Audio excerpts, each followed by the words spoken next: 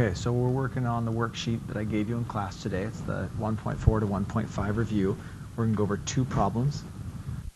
We'll start with problem number 4. In this problem, it's an arithmetic sequence. It tells you, but also when you look at it, you can see that you are going further into the negatives. You are subtracting 6 each time.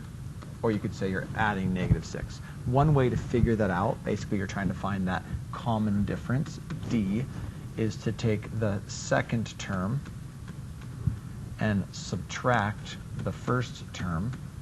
And when you do that, you end up getting -40 plus 34, which is -6. So there's your common difference. That's part A. You want to write the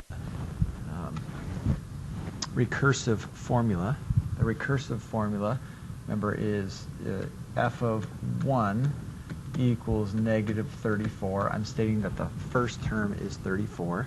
Got to have a starting point. And then what happens each time? Well, to find any value in the sequence, so n representing any term number, f of n, the output, is going to be the previous answer, which is f of n minus 1, plus -6. So I'll just write -6. That's it.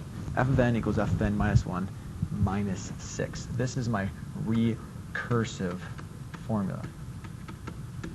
The explicit, okay, well, the explicit, well, what did we start with? We started with -34. Okay, so for the explicit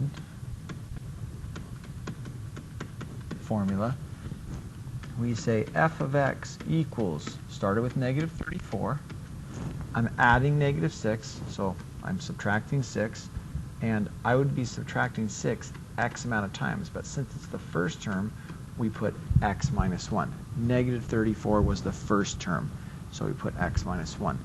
You can then simplify this by distributing the -6, so we have -34 minus 6x plus 6. So we have, well, when I combined the -34 plus 6, we end up getting -28 minus 6x. And that is our explicit formula. Okay. Now, when I look at the next one is our geometric sequence. Our geometric sequence, we can see here that we're multiplying by 5 times 5 times 5 over and over and over again. That is the common difference. Okay, our common ratio, because we're multiplying by 5 each time. It stays negative, so I'm multiplying by positive 5. Otherwise, it would flip back and forth between a negative and a positive, is 5. The recursive formula, again, I'm going to say, hey, what did I start with? F of 1 equals -1 in this case. And then to find any term, f of n, I take the previous term, f of n minus 1, and I multiply by 5. All right. You could write this as f of n equals 5 times f of n minus 1. Okay, that's the other way to write this. They mean the same thing. Either one of those counts. Okay, that's the recursive. So let's write recursive here. The explicit, okay? The explicit formula. We take f of x. We want to find any term, any value of any term in this sequence. The 100th, the 1000th, whatever. That's what x represents, any term number.